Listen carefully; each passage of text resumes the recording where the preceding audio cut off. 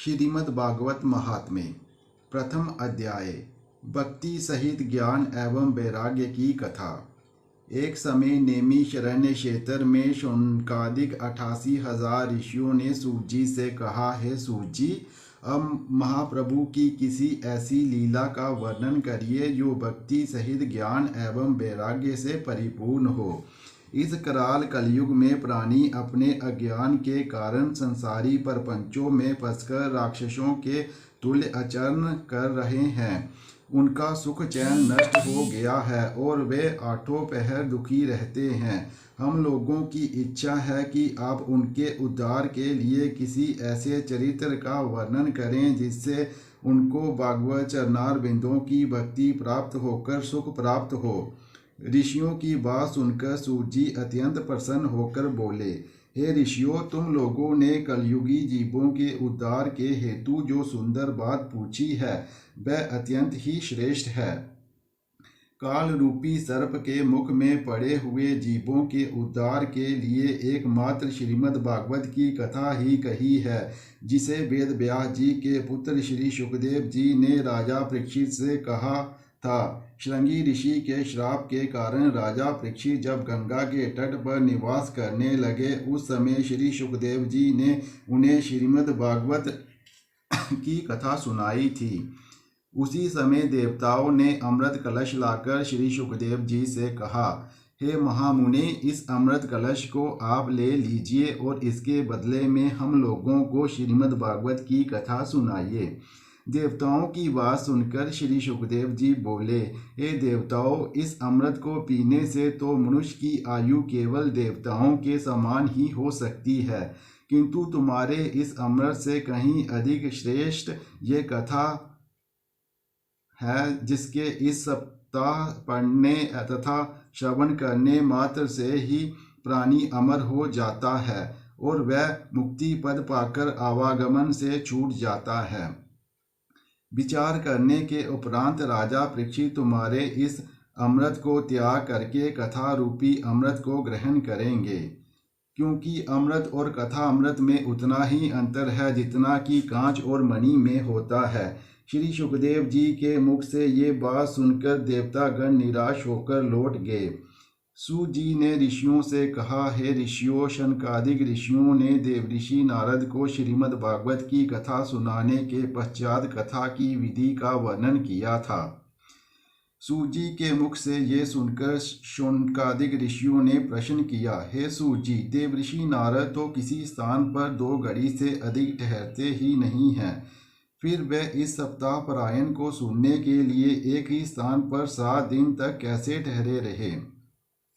सनकादिक से उनकी भेंट किस प्रकार हुई और सप्ताह यज्ञ किस स्थान पर हुआ, ये सब कथा कृपा करके हमें बतलाइए। सूत जी बोले, हे ऋषियों, एक समय सनक, सनंदन, सनातन एवं संत कुमार चारों भाई भ्रमण करते हुए बद्री नारायण में पहुँचे। वहाँ नारद जी को उदास बैठा देखकर नारद जी से पूछने लगे, हे देवऋषि, आप इतने उदास क्यों बैठे हो? तब नारद जी ने चारों ऋषियों को प्रणाम करके कहा, हे प्रभु, मैं अपनी चिंता आपके सामने कहता हूँ, उसे आप ध्यान से सुनो। मैंने काशी, गोदावरी तथा गंगा आदि समस्त तीर्थ किए, परंतु मैंने सभी स्थानों पर जाकर ये देखा कि कलयुग के प्रभाव से संसारी जीव माया में ऐसे लिप्त हैं कि उन्होंने समस्त शुभ कर्मों को छोड़ दिया है और सब लोग अपने उदर पूर्ति की चिंता में लगे हुए हैं। वह झूठ बोलते हैं, पखंड का सहारा लेते हैं, माता पिता की सेवा नहीं करते तथा धन के लालच में अपनी कन्याओं को नीच कुल में बेच देते हैं। जहाँ देखो वहीं मलेच्छ तथा शूद्र दिखाई देते हैं और ब्राह्मण तथा क्षत्रिय अपने कर्म धर्म से विमुख हो गए हैं। हे प्रभु, मैं सभी स्थानों पर उन लोगों को अपने धर्म से विमुख हुआ देखकर जब मथुरापुरी में जमुना किनारे पहुंचा, मैंने देखा कि एक जवान स्त्री जमुना किनारे बैठी रो रही है और उसके पास 2 वृद्ध पुरुष अचेत अवस्था में पड़े हैं। वह मुझे देखते ही खड़ी होकर बोली, हे महाराज, आप थोड़ी देर जहाँ ठहर कर मेरा दुख सुन लीजिए। मैं बड़भागिनी हूँ जो मैंने आपके दर्शन पाए।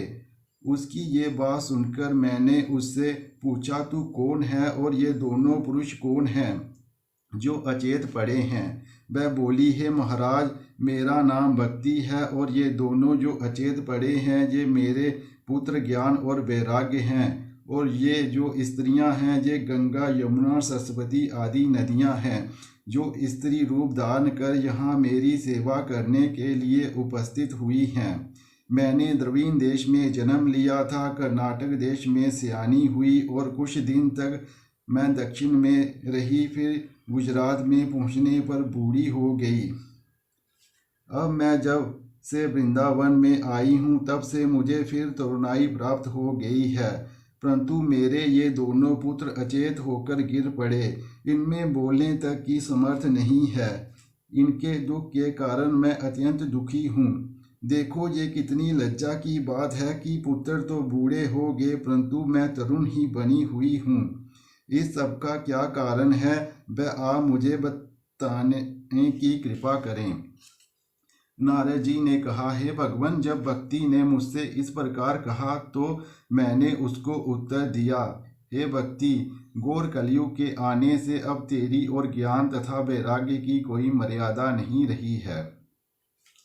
वृंदावन में आने के कारण जो तेरा प्रमुख स्थान है, तू तरुण हो गई है, परंतु तेरे पुत्रों को कलयुग में कोई नहीं मानता, इससे वह बूढ़े और निर्बल हो गए हैं। ये सुनकर भक्ति ने पूछा, यदि ये कलयुग ऐसा ही दुष्ट है तो राजा परीक्षित ने उसे जीवित क्यों छोड़ दिया? तब मैंने उसे समझाकर कहा, राजा परीक्षित ने कलयुग को एक विशेष गुण के कारण जीवित छोड़ दिया था।